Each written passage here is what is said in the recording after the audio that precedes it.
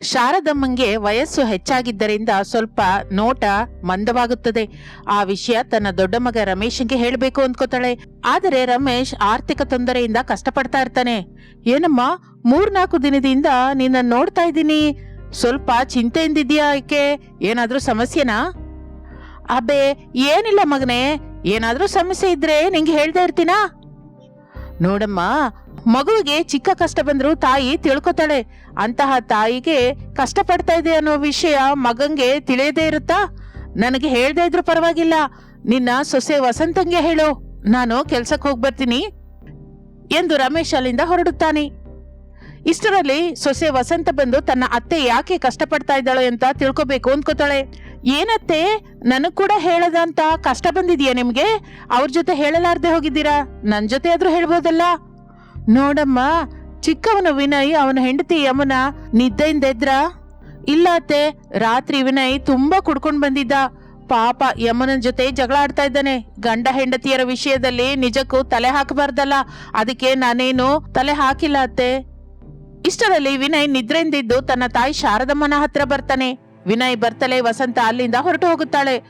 ಬೇಸರಿಕೆಯಿಂದ ಹೋಗ್ತಾ ಇರುವ ವಸಂತಳನ್ನು ನೋಡಿ ವಿನಯ್, ಏನಮ್ಮ, ಅತ್ತಿಗೆ ಬೇಸರದಿಂದ ಹೋಗ್ತಾ ಇದ್ದಾಳೆ, ಏನಾದ್ರೂ ಅಂದ್ಯಾ ಏನೋ? ಬಾಯಿ ಮುಚ್ಚೋ ಕತ್ತೆ, ನೀನಿನ್ನು ಬದಲಾಗಲ್ವಾ? ಯಾವಾಗ್ಲೂ ಕುಡ್ಕೊಂಡ್ಬಂದು ಕಷ್ಟ ಕೊಡ್ತಾನೆ ಇರ್ತೀಯಾ? ಕುಡಿಯೋದು ಇದೇ ಕೆಲಸವಾಗಿ ಇಟ್ಕೊಂಡ್ರೆ ಹೇಗೋ? ಹೊರಗಡೆ ನಿಮ್ಮನೆ ರಮೇಶನ್ ನೋಡು, ಈ ಕುಟುಂಬಕ್ಕಾಗಿ ಎಷ್ಟು ಕಷ್ಟಪಡ್ತಾ ಇದ್ದಾನೆ. ನೀನು ಕೂಡ ಸಂಪಾದಿಸಿ ಅವನಿಗೆ ಸಹಾಯವಾಗಿರ್ಬೋದಲ್ಲ. ನೋಡಮ್ಮ, ಎಲ್ಲ ಬದಲಾಗುತ್ತೆ. ನಾನು ಕೂಡ ಅಣ್ಣನ ಹಾಗೆ ಸಂಪಾದಿಸ್ತೀನಿ, ನೀನೇನು ಗಾಬರಿ ಆಗ್ಬೇಡ. ಕುಡ್ಕೊಂಡ್ಬಂದು ಯಮ್ಮನಂಗೆ ಕಷ್ಟ ಕೊಡೋದೇನಕ್ಕೋ? ನನ್ನ ಹೊಟ್ಟೆನ ಹಾಳು ಮಾಡದೆ ನೀನು. ಹೆಣ್ಣು ಮಕ್ಕಳ ಉಸಿರುತಾಗಿದ್ರೆ ಒಳ್ಳೇದಾಗಲ್ಲ ಕಣೋ. ಏನಮ್ಮ ನೀನು, ಬೆಳಿಗ್ಗೆ ಹೇಳ್ತಾನೆ ಪುರಾಣ ಶುರು ಮಾಡಿದೆ. ಮನೇಲಿ ಇರೋದಕ್ಕಿಂತ ಹೊರಗಡೆ ಎಲ್ಲಾದ್ರೂ ಇರೋದೇ ಒಳ್ಳೇದು ಅನ್ಸುತ್ತೆ ನಂಗೆ ಎಂದು ವಿನಯ್ ಕೋಪದಿಂದ ಅಲ್ಲಿಂದ ಹೊರಟು ಹೋಗುತ್ತಾನೆ. ಇನ್ನು ಆ ದಿನ ಮಧ್ಯಾಹ್ನದ ವೇಳೆ ಶಾರದಮ್ಮ ತನ್ನ ಇಬ್ಬರು ಸೊಸೆಯಂದಿರು ವಸಂತ ಯಮುನಾಳನ್ನು ಕರೆದು ಸ್ವಲ್ಪ ಹೊತ್ತು ಮನೆ ವಿಷಯವನ್ನು ಮಾತಾಡ್ತಾಳೆ. ಮನೆ ಪರಿಸ್ಥಿತಿ ಏನು ಚೆನ್ನಾಗಿಲ್ಲಮ್ಮ. ದೊಡ್ಡವನು ಎತ್ತಿನ ಹಾಗೆ ಕಷ್ಟಪಡ್ತಾ ಇದ್ದಾನೆ, ಚಿಕ್ಕವನು ಜವಾಬ್ದಾರಿ ಮರ್ತೋಗಿದ್ದಾನೆ. ಒಂದು ಕಡೆ ಜಗಳ, ಇನ್ನೊಂದ್ ಕಡೆ ಸಾಲ. ನನಗ್ ಕೂಡ ದೃಷ್ಟಿ ಮಂದವಾಗಿದೆ. ಈ ವಿಷಯ ನನ್ ಮಗಂದ್ರ ಹತ್ರ ಹೇಳ್ಬಿಟ್ಟು ಕಷ್ಟ ಕೊಡಲಾರ್ದೆ. ಎಲ್ಲ ಸೇರಿ ನಮ್ಮನೆ ಬಹಳ ಕಷ್ಟದಲ್ಲಿ ಬಿದ್ದಿದೆ ಅಮ್ಮ. ಅತ್ತೆ, ನೀವೇ ಹಾಗೆ ದುಃಖ ಪಟ್ರೆ ಹೇಗೆ ಅತ್ತೆ? ನಮ್ಗೆ ಧೈರ್ಯ ಹೇಳ್ಬೇಕಾಗಿದ್ದು ಬಿಟ್ಟು ನೀವು ಕೂಡ ಹೇಗೆ ಗಾಬರಿ ಆದ್ರೆ ಹೇಗೆ ಹೇಳಿ? ಗಾಬರಿ ಆಗ್ಬೇಡಿ ಅತ್ತೆ, ಎಲ್ಲ ಸರಿ ಹೋಗುತ್ತೆ. ನನ್ಗ ಹಾಗೆ ಅನ್ನಿಸ್ತಾ ಇಲ್ಲಮ್ಮ. ಆ ದೇವಾಲಯಕ್ಕೆ ಹೋಗಿ ಬಹಳ ದಿನವಾಗಿದೆ. ಮೊದಲೇ ಈಗ ಕಾರ್ತಿಕ ಮಾಸ ಅಲ್ವಾ, ಒಂದು ಸಲ ಹೋಗಿ ದರ್ಶನ ಮಾಡ್ಕೊಂಡು ಬರೋಣ. ನೀವು ಕೂಡ ರೆಡಿಯಾಗಿ. ಹಾಗೆ ಅತ್ತೆ, ನಾನು ಬರಲ್ಲ ಅತ್ತೆ, ಅವರು ಹೊರಗೆ ಹೋಗಿದ್ದಾರೆ.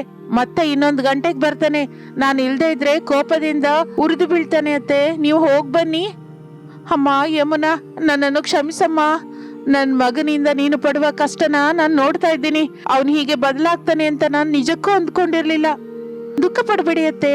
ಹಣ್ಣೆಲೆ ಉದಿರಿದ ಮೇಲೆ ಮರಕ್ಕೆ ಮತ್ತೆ ಹೊಸ ಚಿಗುರು ಬರುತ್ತೆ, ಹಚ್ಚ ಹಸಿರಾಗಿ ಕಾಣಿಸುತ್ತೆ. ನೀವು ಯಾವತ್ತೂ ದುಃಖ ಪಡಬೇಡಿ. ನೀವಿಬ್ರು ಗುಡಿಗೆ ಹೋಗಿ ಬನ್ನಿ. ಹಾಗೆ ಶಾರದಮ್ಮ ವಸಂತ ಇಬ್ಬರು ಗುಡಿಗೆ ಹೋಗುತ್ತಾರೆ. ಇಷ್ಟರಲ್ಲಿ ಅಲ್ಲಿಗೆ ಒಬ್ಬ ಶಿವಭಕ್ತ ಬರುತ್ತಾನೆ. ಅವನನ್ನು ನೋಡಿ ಮನೆ ಹತ್ರ ನಿಲ್ಲುತ್ತಾರೆ ಶಾರದಮ್ಮ ವಸಂತ.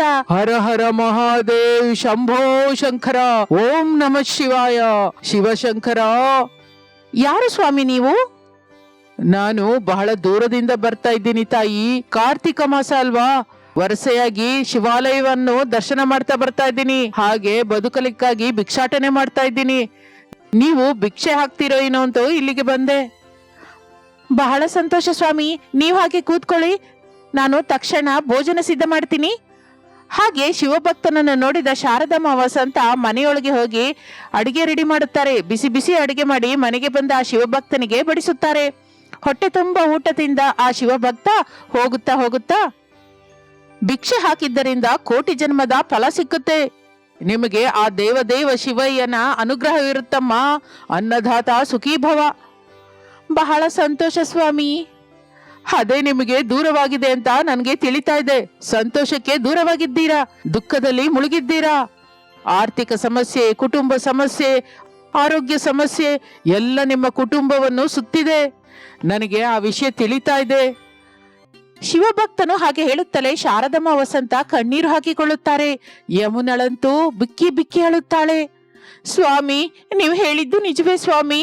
ಬಹಳ ದಿನದಿಂದ ನಮ್ಮ ಮನೆಯಲ್ಲಿ ನಗುವೇ ಇಲ್ಲ, ಮನೆಯೆಲ್ಲ ಕಣ್ಣೀರೇ. ನಮ್ಮ ಅತ್ತೆಗೆ ಕಣ್ಣಿನ ದೃಷ್ಟಿ ಮಂದವಾಗಿ ಕಷ್ಟಪಡ್ತಾ ಇದ್ದಾಳೆ. ನಮ್ಮವರು ಕೆಲಸ ಮಾಡ್ತಾ ನರಕ ನೋಡ್ತಾ ಇದ್ದಾರೆ. ನನ್ನ ಮೈದುನಂತೂ ಕುಡಿತಕ್ಕೆ ದಾಸನಾಗಿದ್ದಾನೆ. ನನ್ನ ವಾರಗಿತ್ತಿ ಅಂತೂ ಅಳುತ್ತಾ ಕಾಲ ಕಳೀತಾ ಇದ್ದಾಳೆ. ಅಂತೂ ನಮ್ಮ ಕೂಡು ಕುಟುಂಬದಲ್ಲಿ ಸಂತೋಷವೇ ಇಲ್ಲ ಸ್ವಾಮಿ. ನಮ್ಮ ಕಷ್ಟಗಳು ತೀರುವ ಮಾರ್ಗವೇ ಇಲ್ವಾ? ಈಗ ಕೂಡ ಆ ಶಿವಯ್ಯನಿಗೆ ನಮ್ಮ ಮೊರೆ ಹೇಳೋಣ ಅಂತಾನೆ ಹೋಗ್ತಾ ಇದ್ದೀವಿ. ಇಷ್ಟರಲ್ಲಿಯೇ ನೀವು ಬಂದ್ರಿ. ಆಹಾ, ಶಿವದರ್ಶನಕ್ಕೆ ಹೋಗ್ತಾ ಇದ್ದೀರಾ? ಬಹಳ ಒಳ್ಳೆಯದು ತಾಯಿ. ನಾನು ಕೂಡ ಅಲ್ಲಿಗೆ ಹೋಗ್ತಾ ಇದ್ದೀನಿ. ಕಾರ್ತೀಕ ಮಾಸದಲ್ಲಿ ಶಿವಯ್ಯನನ್ನು ದರ್ಶಿಸಿದರೆ ಬರುವ ಆನಂದವೇ ಬೇರೆ. ನೀವೇನು ಗಾಬರಿಯಾಗಬೇಡಿ. ಆ ಶಿವಯ್ಯನ ಅನುಗ್ರಹದಿಂದ ನಾನು ನಿಮಗೆ ಒಂದು ವಿಷಯ ಹೇಳ್ತೀನಿ. ಬಹಳ ಜಾಗ್ರತೆಯಾಗಿ ಕೇಳಿ. ಏನು ಸ್ವಾಮಿ ಅದು? ಕಾರ್ತೀಕ ಮಾಸದಲ್ಲಿ ನೆಲ್ಲಿಕಾಯಿ ಮರದ ಕೆಳಗೆ ಕೂತ್ಕೊಂಡು ವನಭೋಜನ ಮಾಡುತ್ತಾರೆ. ಹಾಗೆ ಮಾಡುವುದರಿಂದ ಮನೆಯೊಳಗಿರುವ ದರಿದ್ರವೆಲ್ಲ ಹೋಗುತ್ತದೆ, ಕಷ್ಟಗಳು ತೊಲಗುತ್ತದೆ. ಆದ್ರಿಂದ ನೀವು ಕೂಡ ಕೆಲಸ ಮಾಡಿ. ಮನೆಗೆ ಬಂದ ಶಿವಭಕ್ತ ಹಾಗೆ ಹೇಳಿದ್ದರಿಂದ ಶಾರದಮ್ಮ ಬಹಳ ಸಂತೋಷಿಸುತ್ತಾಳೆ. ವಸಂತ ಯಮುನ ಕೂಡ ಆನಂದಿಸುತ್ತಾರೆ. ಆ ಶಿವಭಕ್ತನಿಗೆ ನಮಸ್ಕಾರ ಮಾಡುತ್ತಾರೆ. ಕಾರ್ತೀಕ ಮಾಸದಲ್ಲಿ ನೆಲ್ಲಿಕಾಯಿ ದೀಪವಿಟ್ಟು ಶಿವಯ್ಯನನ್ನು ಪೂಜಿಸುತ್ತಾರೆ. ನೆಲ್ಲಿಕಾಯಿಯನ್ನು ಲಕ್ಷ್ಮೀ ಸ್ವರೂಪ, ವಿಷ್ಣು ಸ್ವರೂಪವಾಗಿ ಪೂಜಿಸುತ್ತಾರೆ. ಅಂತಹ ನೆಲ್ಲಿಕಾಯಿಯಿಂದ ದೀಪವಿಡುವುದರಿಂದ ಸಕಲ ಶುಭಗಳು ನಡೆಯುತ್ತವೆ. ಕಾರ್ತೀಕ ಮಾಸದಲ್ಲಿ ನೆಲ್ಲಿ ಮರವನ್ನು ಪವಿತ್ರ ದೇವತೆಯಾಗಿ ಪೂಜೆ ಮಾಡುವುದು ಬಹಳ ದಿನದಿಂದ ನಡೆದು ಬಂದಿದೆ. ಸ್ವಾಮಿ, ಆ ನೆಲ್ಲಿ ಮರದ ಕೆಳಗೆ ಕೂತ್ಕೊಂಡು ಊಟ ಮಾಡಿದ್ರೆ ಸರಿ ಹೋಗುತ್ತಾ? ಇನ್ನು ಅಲ್ಲಿ ಏನಾದ್ರೂ ಪೂಜೆ ಮಾಡ್ಬೇಕಾ? ಹೌದಮ್ಮ, ಅದಕ್ಕೆ ಅಂತ ಒಂದು ಪದ್ಧತಿ ಇದೆ. ಬೆಳಿಗ್ಗೆ ನಿದ್ರೆಂದೆದ್ದು ತಲೆ ಸ್ನಾನ ಮಾಡಬೇಕು. ನೆಲ್ಲಿ ಮರದ ಕೆಳಗೆ ವಿಷ್ಣುವಿನ ಚಿತ್ರವನ್ನಿಡಬೇಕು. ನೆಲ್ಲಿಕಾಯಿಯನ್ನು ಪ್ರಣತಿಯನ್ನಾಗಿ ಮಾಡಿ ದೀಪವಿಡಬೇಕು. ನೆಲ್ಲಿಕಾಯಿಯನ್ನು ನೈವೇದ್ಯವಾಗಿ ಸಮರ್ಪಿಸಬೇಕು. ದೀಪ ಬೆಳಗಿಸಿದ ಮೇಲೆ ಶ್ರೀ ಮಹಾವಿಷ್ಣುವಿನ ಪೂಜೆ ಮಾಡಬೇಕು. ಆ ನಂತರ ನೆಲ್ಲಿ ಮರದ ಸುತ್ತಲೂ 11 ಪ್ರದಕ್ಷಿಣೆ ಮಾಡಬೇಕು. ಹೀಗೆ ಮಾಡುವುದರಿಂದ ಲಕ್ಷ್ಮೀ ದೇವಿಯ ಅನುಗ್ರಹ ಸಿಗುತ್ತದೆ. ಶ್ರೀ ಮಹಾವಿಷ್ಣುವನ್ನ ಹೀಗೆ ಪೂಜೆ ಮಾಡಿದ್ದಕ್ಕೆ ಲಕ್ಷ್ಮೀ ದೇವಿ ಸಂತೋಷಿಸಿ ಅಷ್ಟ ಐಶ್ವರ್ಯಗಳನ್ನು ಪ್ರಸಾದಿಸುತ್ತಾಳೆ ಅಂತ ಪುರಾಣಗಳು ಹೇಳ್ತಾ ಇದೆ. ಅಷ್ಟೇ ಅಲ್ಲ, ನೆಲ್ಲಿ ಮರದ ಕೆಳಗೆ ಕೂತು ನೆಲ್ಲಿಕಾಯಿಗಳಿಂದ ದೀಪವಿಟ್ಟರೆ ಅಂತಹ ಭಕ್ತರನ್ನು ನೋಡುವುದಕ್ಕೆ ಯಮನಿಗೆ ಕೂಡ ಶಕ್ತಿ ಇಲ್ಲವಂತೆ. ಅಂದ್ರೆ ಅವರ ಆಯುಷ್ಯ ಹೆಚ್ಚಾಗುತ್ತೆ ಅನ್ನುವ ಅರ್ಥ. ನೆಲ್ಲಿ ಮರ ಇರುವ ಜಾಗದಲ್ಲಿ ಅಥವಾ ನೆಲ್ಲಿ ಮರದ ಕೆಳಗೆ ಕೂತ್ಕೊಂಡು ಊಟ ಮಾಡಿದರೆ ಪಾಪಗಳು ಹೋಗುತ್ತೆ ಅಂತೆ. ಸೂತ ಮಹರ್ಷಿ ಕೂಡ ಅವನ ಮುನಿಗಳ ಜೊತೆ ಸೇರಿ ನೆಲ್ಲಿ ಮರದ ಕೆಳಗೆ ಕುಳಿತುಕೊಂಡು ವನಭೋಜನ ಮಾಡಿದ ಹಾಗೆ ಕಾರ್ತೀಕ ಪುರಾಣದಲ್ಲಿ ಬರೆದಿದೆ. ನೀವು ಕೂಡ ಆ ಕೆಲಸ ಮಾಡಿ ತಾಯಿ. ಬಹಳ ಸಂತೋಷ ಸ್ವಾಮಿ, ದೊಡ್ಡ ವಿಷಯವನ್ನೇ ಹೇಳಿದ್ದೀರಾ. ಇನ್ನೊಂದು ಮುಖ್ಯವಾದ ವಿಷಯ ತಾಯಿ, ವಿಷ್ಣುವಿಗೆ ನೆಲ್ಲಿ ಮರ ಅಂದರೆ ಬಹಳ ಇಷ್ಟ.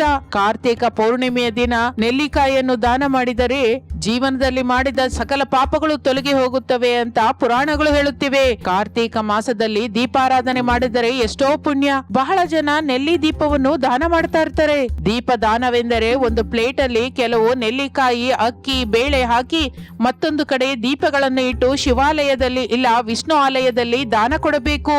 ಹೀಗೆ ಮಾಡುವುದರಿಂದ ಸರ್ವ ಸಂಪತ್ತುಗಳು ಬರುತ್ತದೆ. ಇನ್ನು ಹೋಗಿ ಬರ್ತೀನಿ ತಾಯಿ ಎಂದು ಆ ಶಿವಭಕ್ತ ಅಲ್ಲಿಂದ ಹೊರಟು ಹೋಗುತ್ತಾನೆ. ಅವನು ಹೇಳಿದ ವಿಷಯವನ್ನೆಲ್ಲ ಕೇಳಿ ಶಾರದಮ್ಮ, ವಸಂತ, ಯಮುನ ಬಹಳ ಸಂತೋಷಿಸುತ್ತಾರೆ. ಇನ್ನು ನೆಲ್ಲಿ ಮರದ ಕೆಳಗೆ ಭೋಜನ ಮಾಡಲಿಕ್ಕೆ ಎಲ್ಲ ಏರ್ಪಾಟುಗಳು ಮಾಡಿಕೊಳ್ಳುತ್ತಾರೆ. ಕಾರ್ತಿಕ ಸೋಮವಾರದ ದಿನ ಕೂಡು ಕುಟುಂಬವೆಲ್ಲ ಸೇರಿ ಶಿವಾಲಯದಲ್ಲಿರುವ ನೆಲ್ಲಿ ಮರದ ಕೆಳಗೆ ಸೇರಿಕೊಳ್ಳುತ್ತಾರೆ. ವಿಷ್ಣುವನ್ನು ಪೂಜಿಸಿ ನೆಲ್ಲಿ ಮರವನ್ನು ಪೂಜಿಸಿ ಭೋಜನಕ್ಕೆ ಕೂತ್ಕೋತಾರೆ. ಮನೆಯಲ್ಲಿ ತಿಂದೆ ಇಲ್ಲಿ ಬಂದು ತಿನ್ನೋದೇನೋ ನನಗೆ ಅರ್ಥವಾಗ್ತಿಲ್ಲ. ಏನು ಅಂದ್ರೆ ಇದು ಒಂದು ಹೊತ್ತಾದ್ರೂ ಅತ್ತೆ ಮಾತು ಕೇಳ್ರಿ. ಸರಿ ಬಿಡು.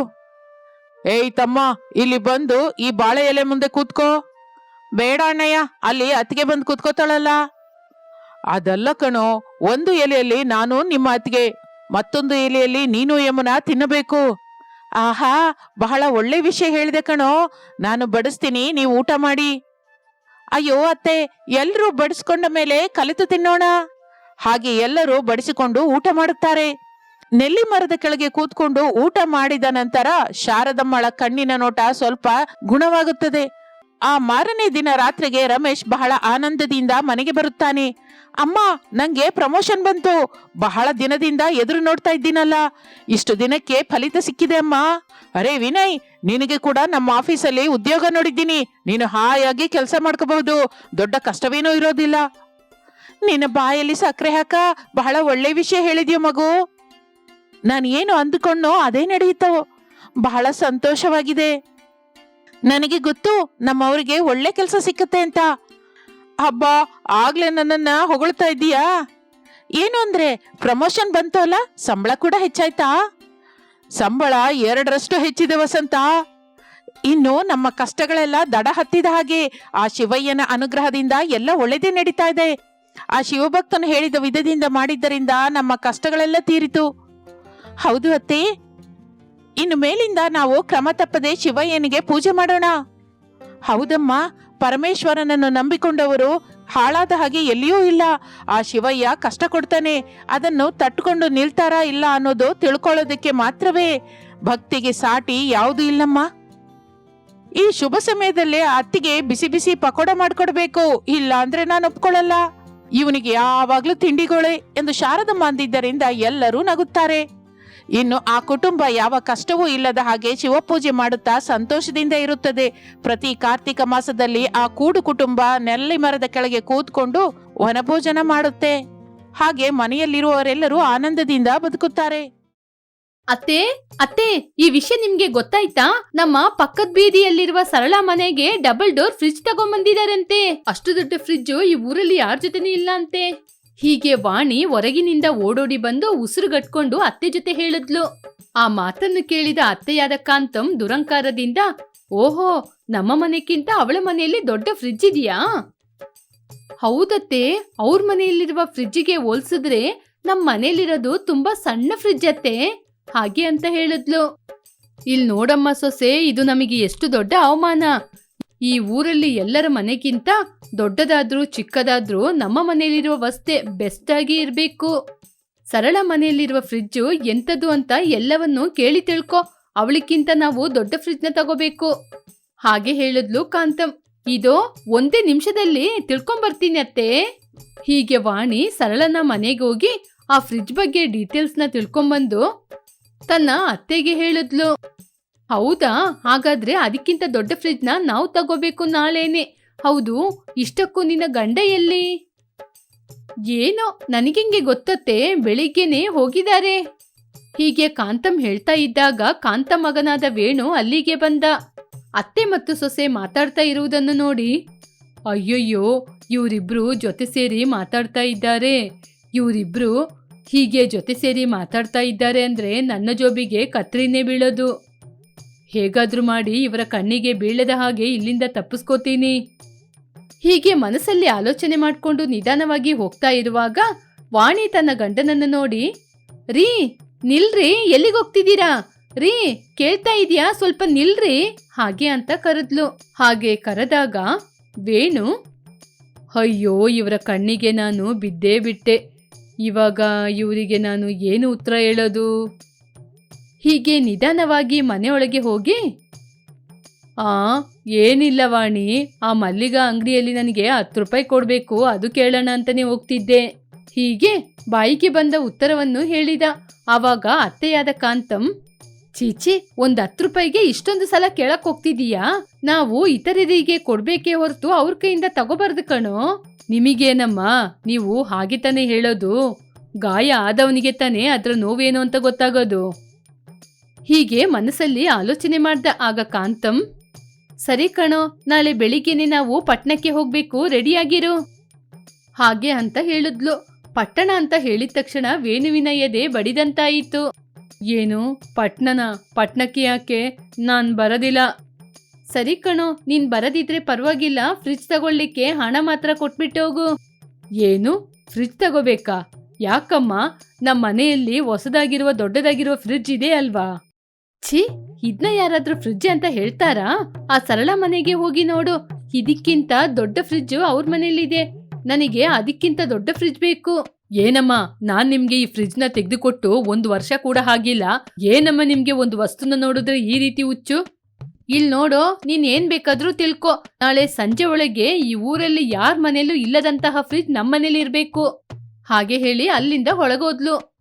ಹೀಗೆ ಏನು ಮಾಡಲು ಸಾಧ್ಯವಾಗದೆ ತಲೆ ಮೇಲೆ ಕೈ ಇಟ್ಕೊಂಡು ಕೂತ ವೇಣು. ಮರುದಿನ ಆ ಊರಲ್ಲಿ ಯಾರ ಜೊತೆನೂ ಇಲ್ಲದಂತಹ ಒಂದು ದೊಡ್ಡ ಫ್ರಿಡ್ಜ್ ಅನ್ನು ಮನೆಗೆ ತಗೊಂಬಂದ್ರು ಕಾಂತಂ. ಅದುವರೆಗೂ ಅವರಿಗೆ ಸಮಾಧಾನವೇ ಹಬ್ಬ, ಇವಾಗಷ್ಟೇ ನನ್ ಮನ್ಸಿಗೆ ಸಮಾಧಾನವಾಗಿದ್ದು ಹಾಗೆ ಅಂತ ಹೇಳಿದ್ರು. ಕಾಂತಂ ಆ ಊರಿನಲ್ಲಿ ಇರುವವರಿಗಿಂತ ತುಂಬಾ ದೊಡ್ಡವಳಾಗಿ ಕಾಣ್ಬೇಕು ಅಂತ ಈ ರೀತಿ ಕೆಲಸ ಮಾಡ್ತಿದ್ಲು. ಹೀಗಿರುವಾಗ ಸೊಸೆಯಾದ ವಾಣಿ ತನ್ನ ಅತ್ತೆಯ ಬಳಿ ಬಂದು ಹೀಗೆ ಹೇಳಿದ್ಲು. ಅತ್ತೆ ಅತ್ತೆ, ಈ ಸಲ ನಮ್ಮ ಊರಲ್ಲಿ ದೀಪಾವಳಿ ಹಬ್ಬದ ದಿನ ನರಕಾಸುರನನ್ನು ದಹನ ಮಾಡ್ತಾರಂತೆ. ಬನ್ನಿ ಅತ್ತೆ, ನಾವು ಕೂಡ ಹೋಗಿ ನೋಡಿ ಬರೋಣ. ಹೌದಾ, ಹಾಗಾದ್ರೆ ಬಾ ಅಮ್ಮ ಸೊಸೆ, ಹೋಗಿ ನಾವು ಕೂಡ ನೋಡಿ ಬರೋಣ. ಹೀಗೆ ಅತ್ತೆ ಸೊಸೆ ಇಬ್ರು ಸೇರಿ ನರಕಾಸುರನ ದಹನ ಮಾಡುವ ಸ್ಥಳಕ್ಕೆ ಹೋದ್ರು. ಅಲ್ಲಿ ದೊಡ್ಡ ಗ್ರೌಂಡ್ ಅಲ್ಲಿ ಒಂದು ದೊಡ್ಡ ನರಕಾಸುರನ ಗೊಂಬೆಯನ್ನು ಮಾಡಿದ್ರು. ಅದನ್ನು ನೋಡಲು ಜನರು ತುಂಬಾ ಸಂಖ್ಯೆಯಲ್ಲಿ ಬರ್ತಾ ಇದ್ರು. ಅದನ್ನು ನೋಡಿ ವಾಣಿ, ಅಯ್ಯೋ, ಈ ನರಕಾಸುರನ ದಹನವನ್ನು ನೋಡ್ಲಿಕ್ಕೆ ಎಷ್ಟು ಜನ ಬಂದಿದಾರತ್ತೆ, ಗೊಂಬೆ ತುಂಬಾ ಚೆನ್ನಾಗುಂಟಲ್ವಾ? ಹೀಗೆ ಸಂತೋಷದಿಂದ ಹೇಳಿದ್ಲು.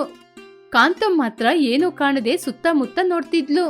ಆಗ ಅಲ್ಲಿ ಒಬ್ಬ ದೊಡ್ಡ ಮನುಷ್ಯ ಬಂದು ಕೈಗೆ ಬಾಣವನ್ನು ತೆಗೆದುಕೊಂಡ.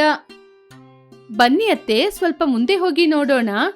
ಹೀಗೆ ಕಾಂತಂ ತನ್ನ ಅತ್ತೆಯನ್ನು ಕರ್ಕೊಂಡೋದಾಗ ಇಬ್ಬರು ವ್ಯಕ್ತಿಗಳು ಅಲ್ಲಿ ಬಂದು, ಇಲ್ಲಿ ನೋಡಿ ಅಮ್ಮ, ಈ ಗೆರೆಯನ್ನು ದಾಟಿ ಆ ಕಡೆ ಹೋಗ್ಬಾರ್ದು. ಆಗ ವಾಣಿ ತುಂಬಾ ಕೋಪದಿಂದ, ನಿಮಗೆ ನಾವ್ ಯಾರು ಅಂತ ಗೊತ್ತಾ? ನೀವು ಯಾರಾದ್ರೂ ಸರಿ, ಈ ಗೆರೆಯನ್ನು ದಾಟಿ ಈಚೆಗೆ ಬರ್ಲೇಬಾರ್ದು ಹಾಗೆ ಅಂತ ಹೇಳಿದ್ರು. ಆ ಮಾತನ್ನು ಕೇಳಿ ಕಾಂತಮ್ಮನಿಗೆ ಎಲ್ಲಿಲ್ಲದ ಕೋಪ ಬಂತು. ಇಲ್ಲಿ ನೋಡು, ನಾನು ಆಲೋಚನೆ ಮಾಡಿದ್ರೆ ಅದೋ ಆ ಸ್ಟೇಜಲ್ಲಿ ಬಾಣವನ್ನು ಬಿಡ್ತಾ ಇದ್ದಾರಲ್ಲ, ಆ ಸ್ಥಾನಕ್ಕೆ ಬರ್ತೀನಿ ಹಾಗೆ ಹೇಳಿದಾಗ ಆ ವ್ಯಕ್ತಿ, ಓಹೋ ಹಾಗೇನಾ, ನಿಮ್ಮಂತ ಜನರನ್ನ ನಾನು ಎಷ್ಟೋ ಜನರನ್ನ ನೋಡಿದೀನಿ, ಆದ್ರೂ ಈ ಗೆರೆ ದಾಟಿ ಈಚೆ ಮಾತ್ರ ಬರಬಾರ್ದು ಹೀಗೆ ತುಂಬಾ ಕಠಿಣವಾಗಿ ಹೇಳಿದ್ರು. ಅದರಿಂದ ಕಾಂತಮ್ಗೆ ತುಂಬಾ ಹರ್ಟ್ ಆಯಿತು. ವಾಣಿ, ಬಾರೆ ನಾವು ಮನೆಗೆ ಹೋಗೋಣ. ಅತ್ತೆ, ಇನ್ನೊಂದು 10 ನಿಮಿಷ ಅತ್ತೆ, 10 ನಿಮಿಷದಲ್ಲಿ ದಹನ ಆಗ್ಬಿಡುತ್ತೆ, ಆಮೇಲೆ ಹೋಗೋಣ. ಇಲ್ ನೋಡಮ್ಮ ಸೊಸೆ, ನಾ ಹೇಳ್ತಾ ಇದ್ದೀನಿ ತಾನೇ, ಬಾ ಹಾಗೆ ಹೇಳಿ ತನ್ನ ಸೊಸೆಯನ್ನು ಮನೆಗೆ ಕರ್ಕೊಂಡೋದ್ಲು. ಆದ್ರೆ ಕಾಂತಮ್ಮನ ತಲೆಯಲ್ಲಿ ಮಾತ್ರ ಈ ವಿಚಾರದ ಬಗ್ಗೆನೇ ಓಡ್ತಾನೆ ಇತ್ತು. ಅವನಿಗೆ ಎಷ್ಟು ಧೈರ್ಯ ಇದ್ದಿದ್ರೆ ನನ್ನನ್ನೇ ನಿಲ್ಸ್ತಾ ಇದ್ದ. ಹಾಗೆ ಹೇಳಿದಾಗ ಉರಿಯುವ ದೀಪದಲ್ಲಿ ಎಣ್ಣೆ ಹಾಕಿದ ರೀತಿ, ಹೌದತ್ತೆ, ಆ ವ್ಯಕ್ತಿಗೆ ನಿಮ್ ಬಗ್ಗೆ ಗೊತ್ತಿಲ್ಲ ಅನ್ಸುತ್ತೆ, ಗೊತ್ತಿದ್ದಿದ್ರೆ ಆ ರೀತಿ ಮಾತಾಡ್ತಿರ್ಲಿಲ್ಲ.